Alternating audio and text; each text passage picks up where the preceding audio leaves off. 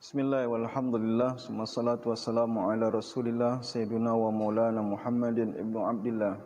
Allahumma salli ala Sayyidina Muhammad wa ala alihi wa sahbihi wa mawala. Melanjutkan kajian pedoman rumah tangga kita atau fikih keluarga. Pertemuan kali ini kita berada pada pertemuan yang keempat. Dan pada pertemuan yang keempat ini kajian kita atau bahasan kita adalah tentang khitbah, ya. Khitbah kalau kita terjemahkan dalam bahasa kita sering diterjemahkan dengan tunangan atau lamaran, ya. Baik saudara-saudariku yang dimuliakan Allah Subhanahu wa taala, khitbah itu apa? Jika kita definisikan, khitbah itu adalah menyampaikan keinginan untuk menikahi seseorang, itu disebut dengan khitbah, ya.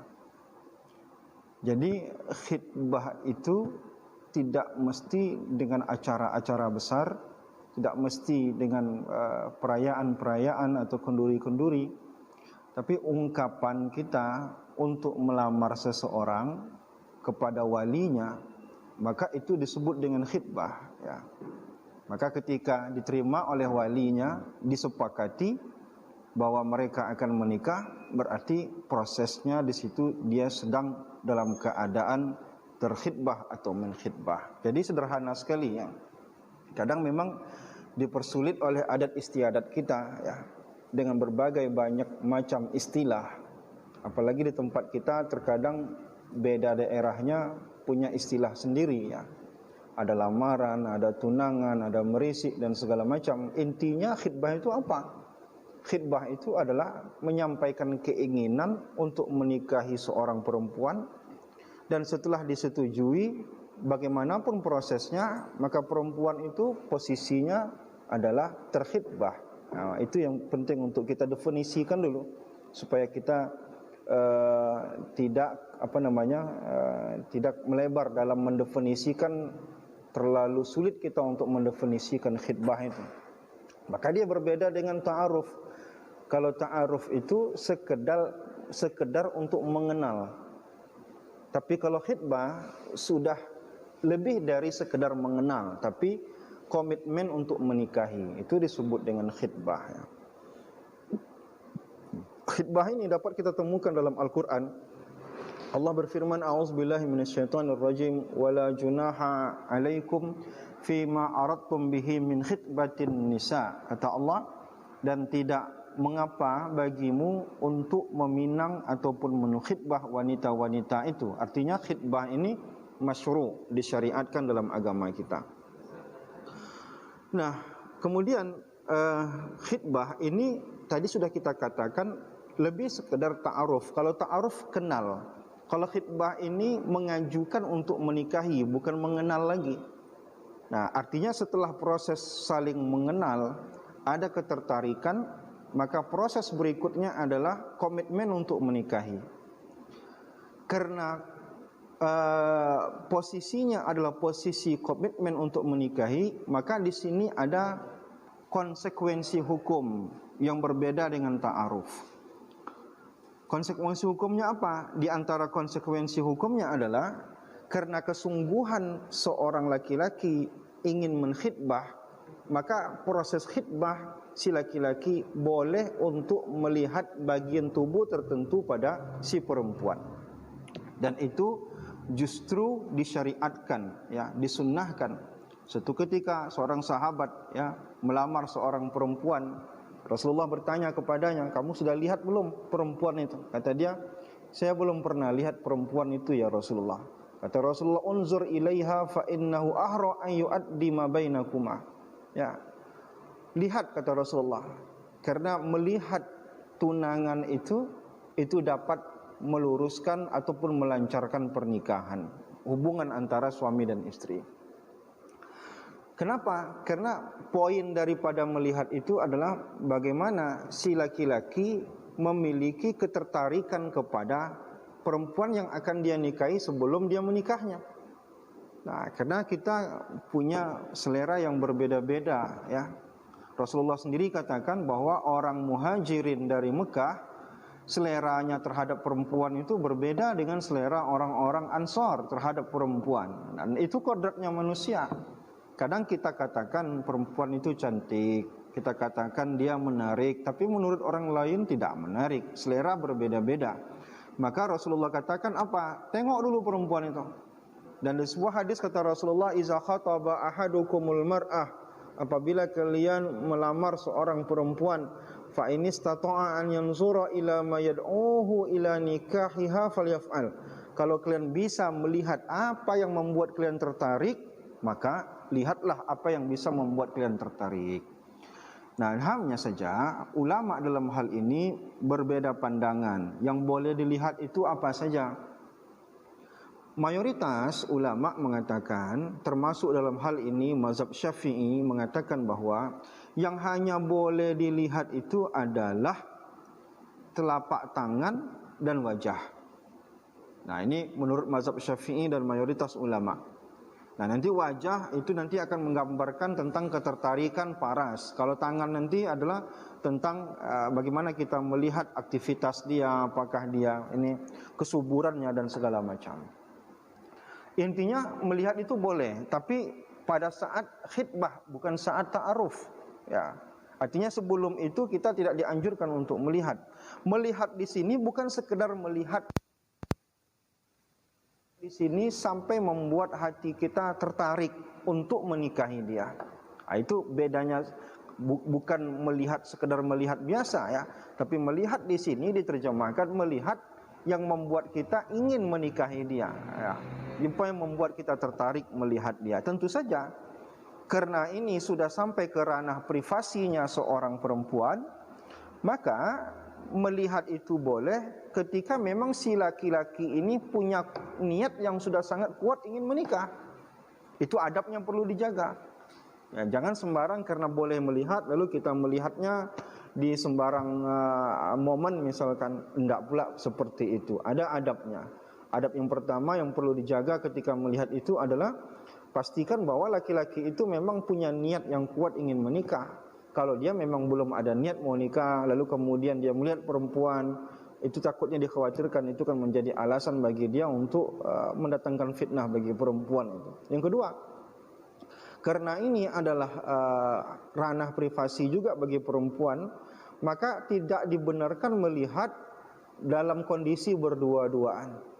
Maka dianjurkan sekali dalam proses melihat itu ada pihak keluarga atau perempuan-perempuan yang kita anggap amanah, tidak membeber-beberkan berita-berita dan segala macam, dan afdalnya didampingi oleh pihak mahram daripada perempuan itu atau saudari-saudari perempuan itu, misalkan kakaknya, tantenya. Maka ketika kita melihat itu harus ada orang lain. Tidak boleh kita melihat berduaan dengan perempuan itu. Atau bahkan sebagian ulama mengatakan kalau kita mampu melihat tanpa tahu perempuan itu kita lihat, itu jauh lebih baik. Kita melihatnya dari jauh, misalkan kita lihat bagaimana wajahnya, kita lihat bagaimana telapak tangannya, sampai muncul ketertarikan dalam diri kita menikahinya, itu dibenarkan.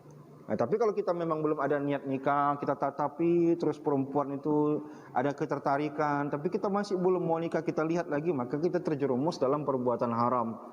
Karena kebolehan di situ ada batasnya. Nah, maka itu adab yang perlu kita jaga ya. Adab yang perlu kita jaga karena melihat di sini adalah perkara yang penting dan itu berkaitan erat dengan adab ya. Ulama ketika membolehkan untuk melihat wajah dan telapak tangan saja, mayoritas ulama berpandangan begitu berdasarkan hadis ketika Rasulullah SAW menegur Asma binti Abi Bakar. Kata Rasulullah, Asma binti Abi Bakar, "Ya Asma, innal mar'ata," seorang perempuan, "iza balagatil mahid," apabila sudah haid, "lam tuslah an yura minha illa haza wa haza." Tidak boleh terlihat kecuali ini dan ini dan ini, itu ditunjuk oleh Rasulullah wajah dan telapak tangan. Nah, ini sebagai dalil dari mayoritas ulama bahwa seorang laki-laki yang ingin menkhitbah perempuan hanya dibenarkan untuk melihat wajah dan telapak tangan. Meskipun dalam mazhab Hanafi ada tambahan. Tambahannya apa? kaki, telapak kaki yang biasa terlihat ketika bekerja di rumah, itu boleh terlihat. Bahkan dalam mazhab lain dibolehkan untuk melihat leher, kaki, wajah dan telapak tangan. Tapi pendapat yang paling kuat yang dianut oleh mayoritas ulama adalah pendapat yang membolehkan cuma telapak tangan dan wajah saja. Saudara-saudariku yang dimuliakan Allah Subhanahu wa taala. Kemudian hal lain yang perlu diperhatikan adalah bahwa kebolehan khitbah berkaitan dengan kebolehan menikah. Sehingga perempuan yang boleh dikhitbah adalah perempuan yang boleh dinikahi. Perempuan yang tidak boleh dinikahi maka haram bagi kita untuk menkhitbahnya. Itu yang pertama. Siapa dia? Tentu banyak perempuan yang tak boleh kita nikahi. Yang pertama tentu saja yang memiliki hubungan nasab dengan kita, ibu kandung kita, anak perempuan kita, kakak kandung kita, bibi kandung kita, tentu tidak boleh kita khitbah karena mereka haram untuk kita nikahi. Nah, atau haram karena musaharah. Musaharah itu apa? Ipar-iparan. Misalkan dia adalah adik perempuan daripada istri kita. Karena tidak boleh kita nikahi, maka kita juga tidak boleh menkhitbahnya. Nah, atau dia punya hubungan susuan dengan kita. Dia adik susuan kita atau emak susuan kita. Karena haram kita menikahinya, maka haram pula bagi kita untuk menkhitbahnya. Ini perlu kita perhatikan. Yang pertama, perempuan yang haram untuk dikhitbah adalah perempuan yang haram untuk dinikahi. Yang kedua, perempuan yang haram untuk dikhitbah adalah perempuan yang dalam khitbah orang lain. Perempuan itu maupun walinya sudah menyetujui bahwa akan menikah dan sepakat akan menikah dengan laki-laki lain. Sementara pernikahan itu belum terjadi, lalu masuk laki-laki lain, maka perempuan ini statusnya makhtubah, terpinang. Maka ketika ada orang lain mencoba untuk meminang dia, untuk menkhitbah dia, maka itu tidak dibenarkan. La yakhtubur rajulu ala khitbati akhihi, tidak boleh menkhitbah orang dalam khitbah orang lain hatta yatruku al khatibu qabluhu aw ya'zanu lahul khatib, sampai perempuan itu ditinggalkan. Tapi kalau dia belum ditinggalkan atau tidak diizinkan oleh laki-laki yang sebelumnya, maka tidak dibenarkan bagi laki-laki kedua untuk menkhitbah. Ini jenis perempuan yang kedua yang tidak boleh dikhitbah. Maka hati-hati. Maka sebelum kita melamar perempuan, kita perlu mencari informasi perempuan itu sudah terlamarkah atau belum terlamar. Yang ketiga, kita tidak boleh juga untuk menkhitbah secara sharih perempuan yang masih dalam masa iddah. Ada sebagian ulama membolehkan kalau pakai menggunakan bahasa kinayah, sindiran. Bahasa sindiran misalkan, ya nanti kamu kalau udah selesai kita berbicara ya. Nah, itu kan ada sindiran di situ. Tapi kalau jelas-jelas aku ingin menikahi kamu, perempuan masih dalam masa iddah, itu tidak boleh dinikahi. Oleh karena itu di khitbah juga dia tidak boleh. Ini 3 perempuan yang tidak boleh kita khitbah. Dia haram ya untuk dinikahi karena ada hubungan nasab, karena ada hubungan musaharah, atau karena hubungan susuan. Bisa jadi perempuan itu wanita dalam khitbah orang lain, atau perempuan itu masih dalam masa iddah. Tidak boleh kita nikahi, maka haram pula untuk kita khitbah. Kemudian saudara-saudariku yang dimuliakan Allah Subhanahu wa taala, ada beberapa permasalahan yang lumrah dan banyak dipertanyakan oleh saudara-saudari kita ya. Yang pertama, berapa lama jarak ideal antara khitbah dengan menikah ya. Sebenarnya tidak ada dalil ataupun nas yang membatasi ataupun memberikan rentang waktu berapa lama jarak antara nikah dengan khitbah. Maka sebenarnya tidak masalah mau sebulan, 2 bulan, 3 bulan, 4 bulan. Namun yang perlu diperhatikan di situ adalah si perempuan itu berhak untuk meminta limit waktu, menentukan hari. Misalkan saya hanya akan bertahan, khitbah ini saya pertahankan dalam masa 3 bulan. Kalau 3 bulan kamu tak datang-datang, maka khitbah ini dibatalkan. Kalau ada perjanjian seperti itu boleh, dan itu bagus. Kenapa bagus? Karena kita tidak tahu sampai kapan laki-laki itu memiliki kemampuan untuk menikahi perempuan itu. Kita kasihan nanti perempuan itu dia masih dalam khitbah orang lain, nanti dia menerima khitbah orang lain tidak boleh, padahal laki-laki yang pertama datang itu belum bisa memiliki kepastian. Maka itu akan memunculkan fitnah bagi perempuan.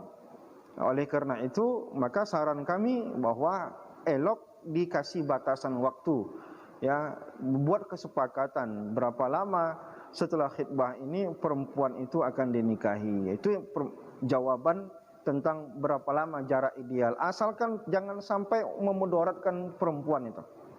Karena kalau terlalu lama, perempuan itu akan muncul fitnah bagi dia. Bisa jadi usianya yang sudah lama dipertanyakan terus. Nah, laki-laki ini kemudian merantau, cari uang dan segala macam, tidak bisa memberikan waktu yang pasti. Ini akan mendatangkan fitnah bagi perempuan. Maka carilah waktu ideal yang disepakati. Yang kedua, apakah setelah khitbah itu boleh berdua-duaan? Tidak boleh. Karena pada dasarnya khitbah itu tidak menghalalkan apa-apa. Adapun tadi ya yang diperbolehkan untuk melihat telapak tangan dan wajah itu pada saat mau menkhitbah. Setelah khitbah itu disepakatin, tidak lagi laki-laki ini memiliki kesempatan untuk menatap wajah dan telapak tangan perempuan itu. Karena tadi dia udah oke, dia udah sepakat, dia udah tertarik. Nah, jangan nanti kita mengatakan kita kan sudah tunangan, bawa sana, bawa sini, jalan sana, jalan sini, datang ke rumah perempuan itu dan segala macam tanpa ada alasan penting, maka itu tidak dibenarkan. Karena khitbah itu tidak menghalalkan hubungan apa-apa. Khitbah itu tidak menghalalkan untuk berdua-duaan. Sama, karena itu kata ulama, al-khatib al-ajnabi. Orang yang khitbah itu, orang yang sudah dikhitbah itu, ataupun orang yang menkhitbah itu adalah ajnabi. Ajnabi itu apa? Ya orang asing. Jadi ada laki-laki yang melamar perempuan, setelah pun dilaksanakan khitbah, maka statusnya adalah tetap orang asing. Orang asing artinya apa? Tidak boleh berdua-duaan, tidak halal dan segala macam. Itu yang perlu untuk kita waspadai. Yang ketiga, bolehkah wanita yang mengajukan khitbah kepada laki-laki? Boleh saja. Kita mendengar sejarah yang sangat agung, ya, bagaimana Bunda Khadijah itu melamar Rasulullah. Dan bahkan di zaman Rasulullah sendiri, ya, di depan Rasulullah SAW seorang perempuan minta dinikahi oleh Rasulullah. Itu kan khitbah namanya. Khitbah itu kan kita membuat lamaran. Jadi bukan hanya laki-laki, perempuan pun sebenarnya punya hak untuk melamar laki-laki, ya. Ja'at imra'atun ila Rasulillah sallallahu alaihi wasallam. Seorang perempuan datang ke Rasulullah. Ta'ridu alaihi nafsa. Qalat ya Rasulullah alaka bihajah. Ya Rasulullah, kamu tertarik dengan aku? Di situ dalam teks itu tidak ada disebutkan kemurkaan Rasulullah kepada perempuan ini. Nah, dan itu hadis takriri bagi kita bahwa Rasulullah membenarkan perempuan untuk melamar laki-laki. Maka sebenarnya tidak aib. Yang membuat aib apa? Yang membuat aib di situ cuma adat dan istiadat saja. Adapun secara hukum itu dibenarkan dan tidak bermasalah. Nah, inilah beberapa hal yang berkaitan dengan khitbah. Adapun adat istiadat yang biasa kita pakai, yang penting kita pastikan adalah dalam adat istiadat yang kita gunakan dalam acara khitbah tidak bertentangan dengan syariat. Mau pakai pantun, mau pakai kendurian, atau kita pakai undang keluarga, atau buat acara, asalkan tidak bertentangan dengan syariat, maka semuanya dibenarkan. Itu bagaimana kita memahami adat. Adat itu boleh dipakai selama adat itu malam yukhalif syariah, selama dia tidak bertentangan dengan syariat, maka adat itu dibenarkan untuk dipakai, termasuk di dalam acara ataupun proses penkhitbah. Mudah-mudahan apa yang kami sampaikan ini mendatangkan manfaat untuk siapa saja yang mendengarkan, mengulang kaji atau menambah ilmu, dan mudah-mudahan semua kita diridhai oleh Allah Subhanahu wa taala. Terima kasih. Assalamualaikum warahmatullahi wabarakatuh.